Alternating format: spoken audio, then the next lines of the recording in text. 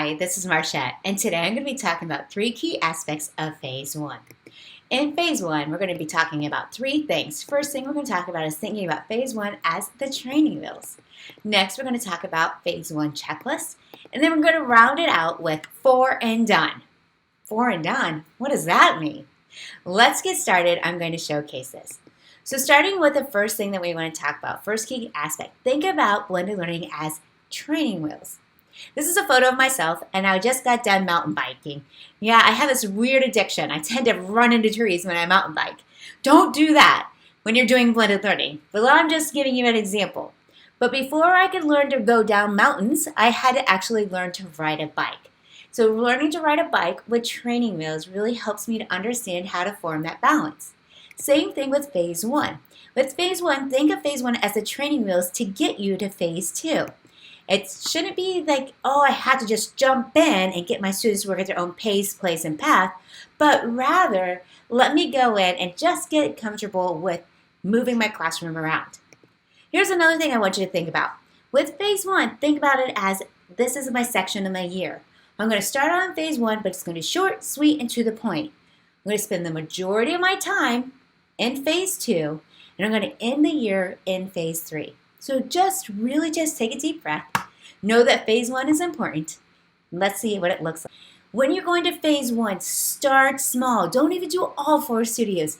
Maybe start with 3 studios and build your way up. Here's an example of things you would include in your Phase 1 classroom. You want to have a timer. Look at this timer. You're going to rotate, you're going to clean, you're going to move. Rotate, clean, move. The timer goes off, the kids move. Get your stuff organized. Phase 1, that training wheels, is training the kids of what they need to do. So take time to organize your materials. Spend time teaching the kids what it's like to be in a mini lesson. What does independent work look like? Also take time to talk to them about what digital content should look like and how you should be working in digital content. Finally, talk to them about what future ready looks like. Remember, future ready is creating, collaborating, communicating, using critical thinking. Look at this team of students. They're collaborating and working together to solve the different math activities. Now let's go into looking at the next part of Phase 1, the checklist. A checklist is important. We want to make sure that the checklist is there so the students have the ability to keep track of what they're doing, have a reflection. Either that was red means they're struggling, yellow, I'm good, green means I'm good to go, I got this. So having a checklist there is really important. It's a training wheels. We've got to train them to look at the checklist to see what they need to do next. Let's look at a second grade classroom and how they use her checklist. She has a sleeve that she gets her checklist in. She pulls it out. She marks it off. You get green, yellow, or red. It's self-evaluation. It's a self-evaluation. What did you think you did on this one? What would you give yourself? I did green because I was focused and I got it done very quickly. Okay, well mark it off. Let me see you do it. So that's really cute. I love a little checklist. So checklists are key. It's the training wheels. We've got to train them because as sooner we go to Phase 2, we have to have a checklist ready to go. Here's some more examples of checklists. This is an advanced checklist. It's a Phase 2 checklist, but I want to just give you some ideas of what they look like. Here's another checklist. So you can see checklists are everywhere, so start with a Phase 1 checklist. Also, I love this checklist. This checklist stays in their independent notebook. So they're always right there and they're using their checklist. But start small. Start with a 1-day checklist and build your way up. Now let's go into the third thing. 4 and done. What do I mean? Well, what I mean is that we're going to get in and out of Phase 1.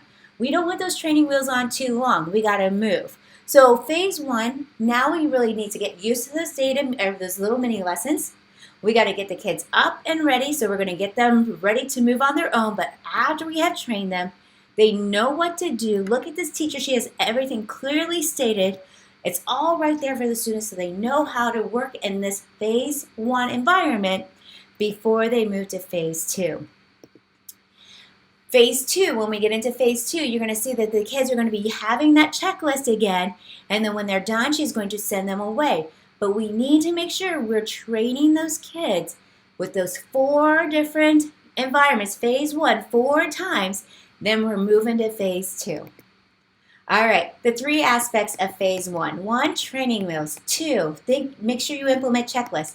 3, 4, and done. That means you're doing this model of rotating the students 4 times and you're moving on.